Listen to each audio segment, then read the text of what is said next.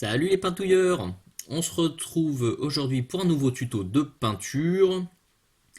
Et pour le thème, je pense que c'est pas très compliqué à trouver vu les petits pitous qui tournent devant vous. On va parler évidemment de peau verte.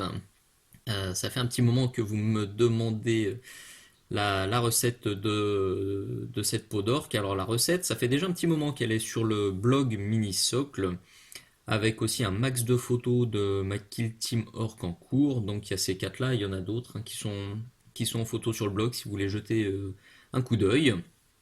Donc aujourd'hui, je vais vous détailler comment réaliser cette peau verte bien saturée, avec quelques petites nuances de rouge. Vous le voyez là sur le nez du Gretchen qui est à gauche, on le voit aussi sur le coude de l'orc qui est en train de partir là-bas au fond. On rajoutera quelques petites nuances rouge, rosé, à droite, à gauche, toujours pareil pour apporter un petit peu de vie, un petit peu de caractère à la peinture. Un petit tour pour le plaisir. Et puis on y va.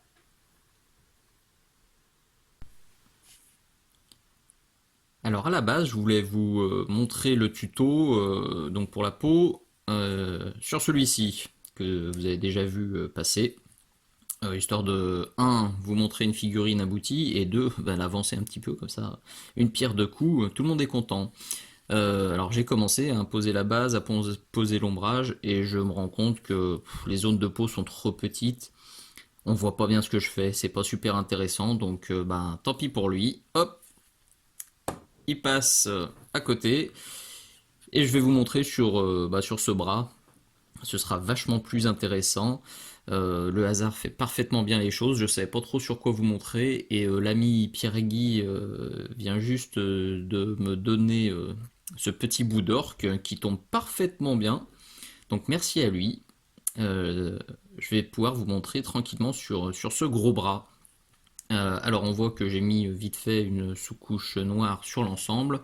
Sur toutes les figurines de ma kill team, j'avais passé deux coups de bombe noire et après j'avais mis un gros pchit de zénithal, enfin j'avais fait deux passages de zénithal à 45 degrés. Donc vous voyez, ça permet d'obtenir une sous-couche qui est un peu grisâtre comme ça, avec des ombres qu'on voit là-bas au fond qui restent bien noires, et puis des zones donc qui accrochent la lumière qui elles sont bien claires. Donc je fais toujours ça sur mes figurines de jeu, deux passages de noir, deux passages de blanc en zénithal, et ça facilite vachement l'application des couches de base. Parce que là, du coup, je suis parti avec mon Warpstone Glow, que vous voyez ici sur la palette, et normalement je fais seulement deux passages quand je fais ma méthode de pré-ombrage. Là, il a fallu faire quatre passages pour qu'on ait un résultat vraiment uniforme. Alors là, on n'est pas sur de l'armure ou sur de l'arme qui va être abîmée, on va être sur quelque chose d'assez lisse, donc il faut vraiment soigner la couche de base et avoir un résultat le plus propre possible, donc quitte à y passer un petit peu plus de temps. Allons-y, la couche de base est posée, on va pouvoir ombrer avec le Celia Green Shade. On essaye de ne pas renverser le pot, comme d'habitude. Hop. Et là, on prend un pinceau un peu costaud, et vous avez l'habitude, hop, c'est la phase où je suis un peu bourrin. Je me pose pas trop de questions. Hop, je tartine joyeusement. Hop, là derrière aussi. Alors je tartine, mais je vais quand même forcer le lavis à se concentrer dans les creux. Hop, et ici, là je vais en virer un petit peu. Hop, je ferai vite fait l'autre côté. Je vais faire un passage comme ça, un coup de sèche-cheveux, un peu sur la main, et on revient. Alors les lavis tout fait, c'est bien pratique quand on veut aller vite, hein, parce que oui, ça s'est directement calé dans les creux vraiment profonds.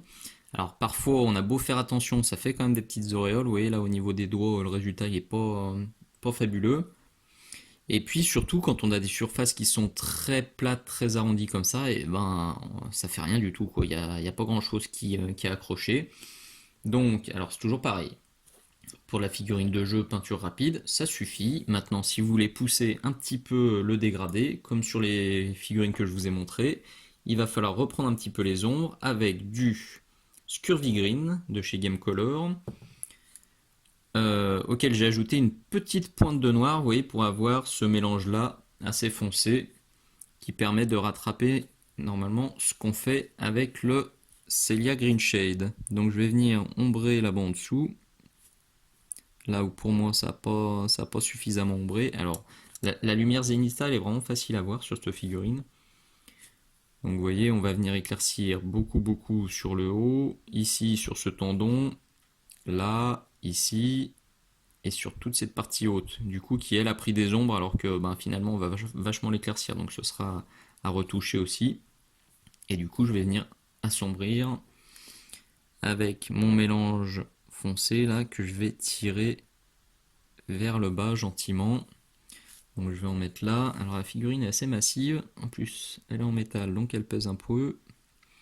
Donc il faut que je tourne un petit peu. Hop.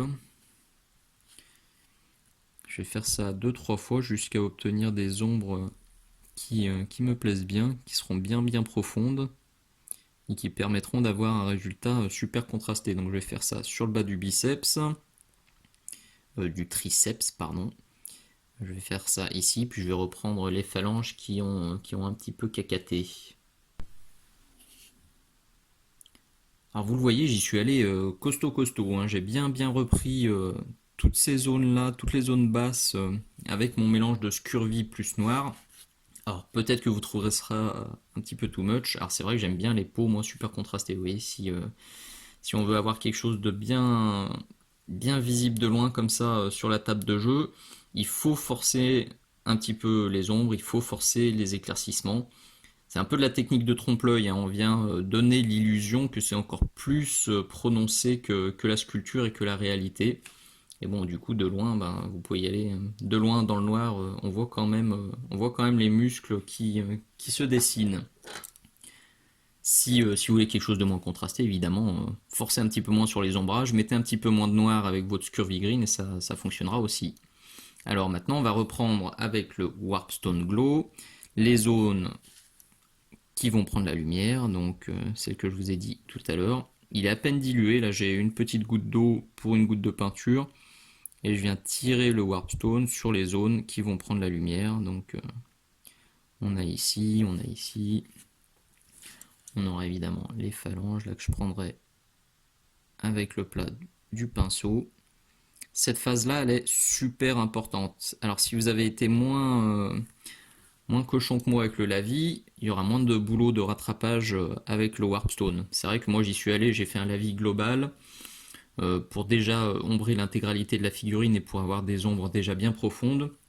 Le problème c'est que ça m'a tué un petit peu la couche de base de Warpstone, donc il faut la reprendre. Si vous prenez pas le temps de bien la reprendre, bien opaque et bien intense, vous aurez un résultat qui sera un peu palichon, quoi.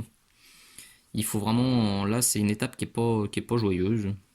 C'est sûrement la plus longue, hein, parce que sur les grandes surfaces, il faut revenir avec la couche de base pour vraiment avoir la couche de base bien opaque, bien propre, bien lumineuse.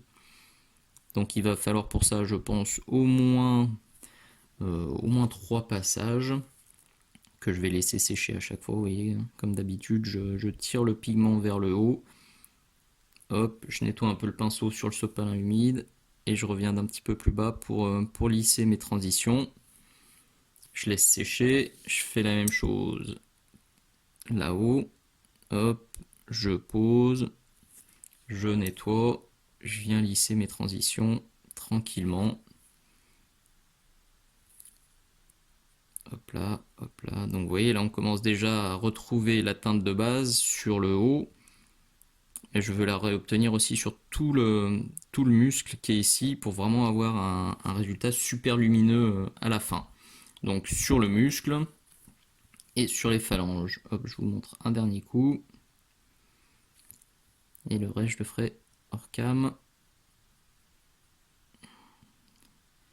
Voilà. A tout de suite. Une fois que vous avez récupéré le Warpstone Glow bien opaque et bien intense sur toutes les zones qui prennent la lumière. Donc ici, on a toujours nos ombres bien intenses par là-bas en dessous. Il va être temps d'éclaircir avec du mood green. Alors comme à l'étape précédente, la quantité de mood green que vous allez mettre va totalement déterminer le résultat final sur votre peau. Alors si vous en mettez pas trop, vous obtiendrez quelque chose comme ça. Donc vous voyez, on a ici les ombres très profondes, ici le warpstone, ici le mood green, et là les éclaircissements qu'on fera ensuite. Si vous mettez plus de mood green, vous obtiendrez quelque chose, vous voyez, de beaucoup plus clair. C'est exactement la même recette, sauf que j'ai mis plus de mood green.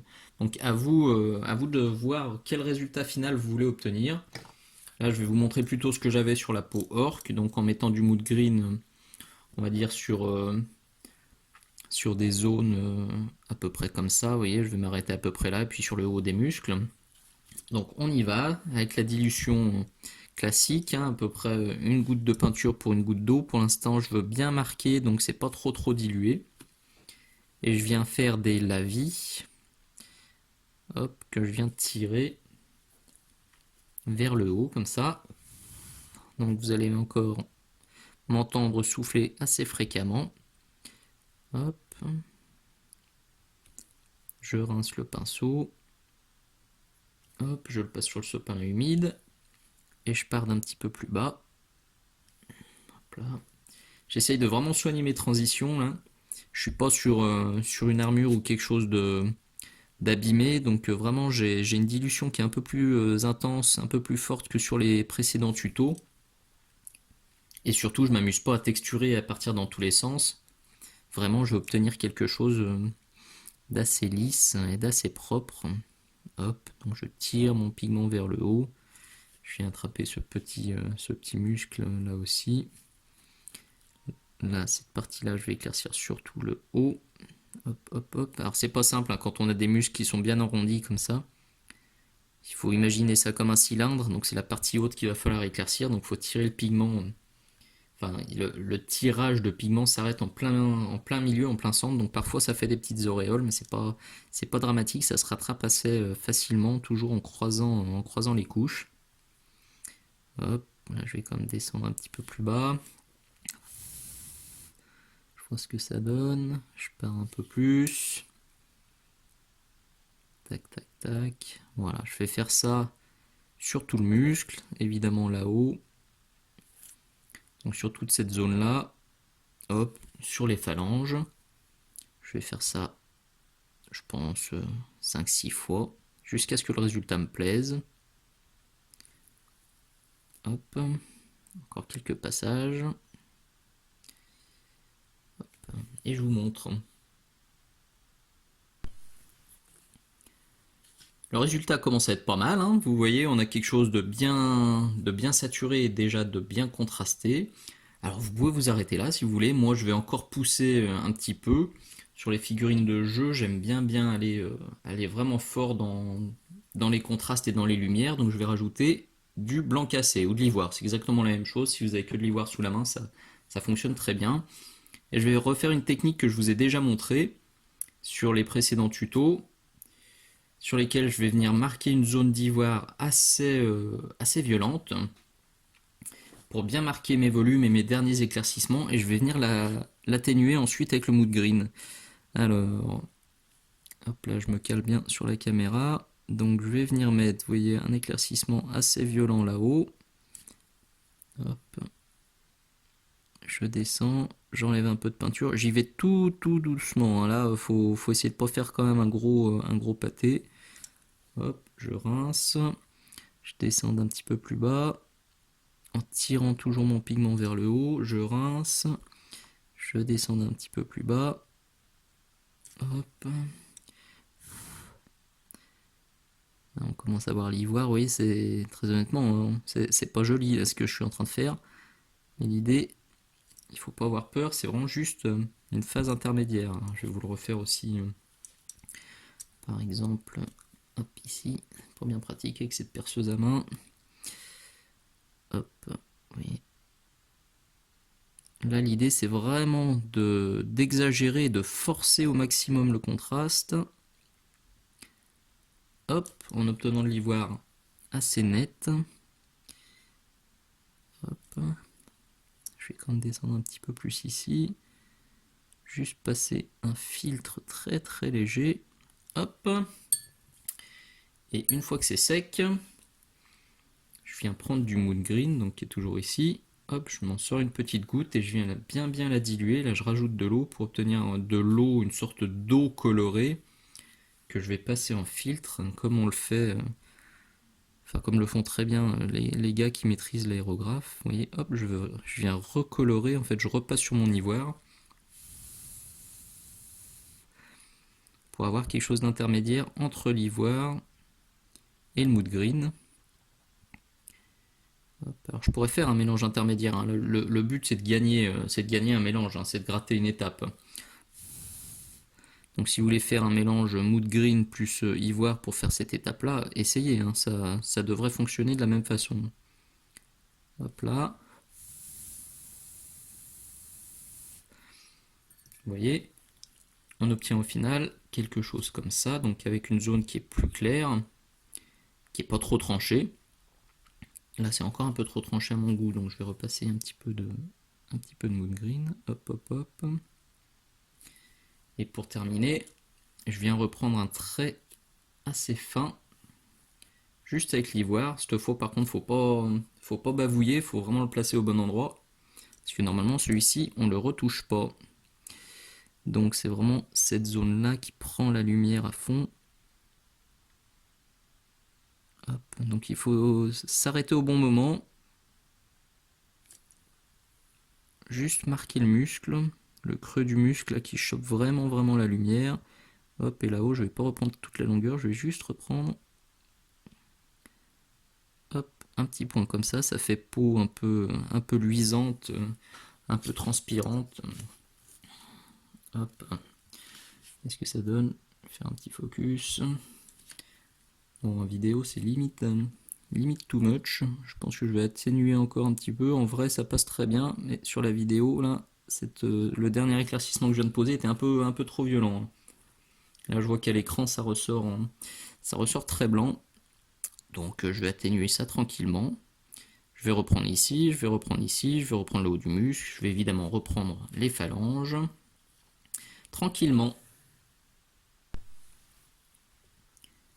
J'ai baissé un petit peu la luminosité de la caméra, parce que je me suis rendu compte qu'à l'étape d'avant, vraiment les lumières étaient ultra cramées, donc là on est plus proche de la réalité. Vous voyez ce que ça donne, donc on retrouve bien des petits points de lumière, tac tac tac, à droite, à gauche, avec l'ivoire pur, et puis on a une zone qui est quand même très contrastée. Alors, j'ai quand même repris cette zone-là, vous voyez, cette toute petite partie, je l'ai repris avec le Warpstone Glow, parce que j'ai trouvé que c'était vraiment trop ombré. Là on avait un bord de muscle qui était très sombre, et je trouvais que ça faisait un petit peu bizarre, donc je l'ai repris.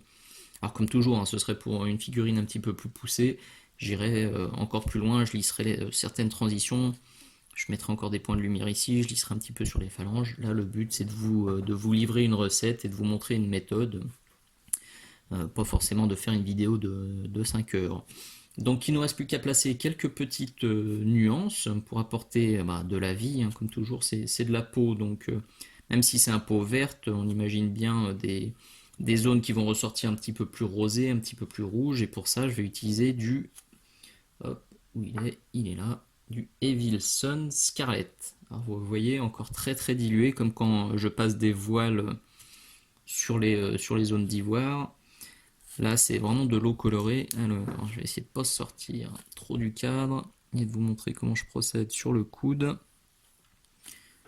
Je vais passer 3, 4 ou 5 filtres comme ça, très fins. Ah oui, c'est pas plus que ça à chaque passage. Je vais essayer de vous montrer aussi sur les phalanges. Hop, comme la figurine est balèze, c'est pas facile. Hop. Désolé, je reviens. Hop, vous voyez, on commence très légèrement à teinter.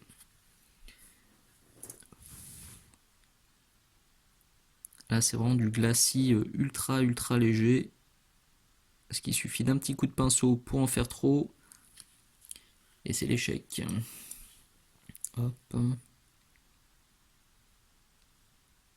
Hop là, hop, je fais ça, je vais faire ça 3-4 fois je pense.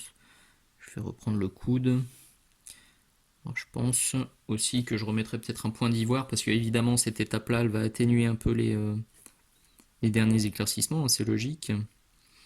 Donc je remettrai probablement un petit point d'ivoire à la fin. Alors moi je focalise uniquement sur on va dire les articulations, donc le coude, les phalanges, les trucs comme ça. Si vous voulez en mettre un petit peu dans vos ombres ou sous les muscles, sous les épaules, sous le biceps et des trucs comme ça, allez-y, hein, c'est toujours pareil. Il faut expérimenter, il faut trouver le résultat qui vous plaît. Hop, moi je préfère juste apporter quelques nuances sur les articulations, hein, viens voir papa, ou sur les nez, vous voyez, ça fonctionne très très bien, je trouve, sur les petits nez. Et c'est pareil, hein, c'est juste du Evilson Scarlett que je suis venu tirer comme ça et comme ça. Sur les coudes, j'en avais mis un tout petit peu. Sur les phalanges, il y en a là aussi. C'est intéressant de travailler très dilué parce que ça évite les boulettes, quoi. Vous allez vraiment y aller progressivement jusqu'à ce que vous ayez le résultat qui vous plaît. Hop, donc passez 3-4 voiles comme ça sur la surface qui vous semble la plus adaptée et éventuellement reclaquer quelques petits points de lumière à la fin. Et voilà ce que ça donne après un petit travail de nuance. Bon, je m'en rends compte là en vidéo, j'aurais pu reprendre des éclaircissements un peu plus francs sur les phalanges. Mais là, sur le muscle, en tout cas, je trouve ça plutôt cool. En tout cas, c'est ce que je voulais vous montrer. Voilà, j'espère une fois de plus que ça vous aura plu. Alors, je profite de cette nouvelle vidéo pour lancer un petit appel au rabio. Vous en êtes sûrement rendu compte, j'aime bien faire ces tutos vidéo sur des petits bouts de figurines, sur un bras comme ici, des plaques d'armure, des armes. Je trouve ça assez rapide et je trouve ça assez pédagogique, donc ça me plaît bien. Le petit souci, c'est que je suis pas du tout joueur, donc des rabios, et j'en ai pas des tonnes. Et je vais vite arriver à court de support pour mes prochains tutos. Donc si jamais vous avez des trucs qui traînent dans vos fonds de tiroir, que ce soit des bits ou des figurines entières que vous avez abandonnées, qui pleurent malheureusement au fond d'une étagère et qui n'en sortiront jamais ou qui en sortiront juste pour aller à la benne, bah écoutez, je les récupérerais bien volontiers, ça me ferait bien plaisir. Ça serait bien utile et ça servirait à tout le monde. Donc n'hésitez pas à m'envoyer un petit message via le formulaire de contact de la boutique ou du blog. Je vous répondrai avec grand plaisir. Voilà. Comme d'habitude, si ça vous a plu, un petit pouce vers le haut, un petit commentaire, un petit encouragement, un petit partage à vos amis joueurs ou peintres. C'est toujours cool, c'est bon pour la motivation. Et ça me donnera envie de revenir encore plus vite pour de nouveaux tutos. Merci, à très bientôt, ciao ciao.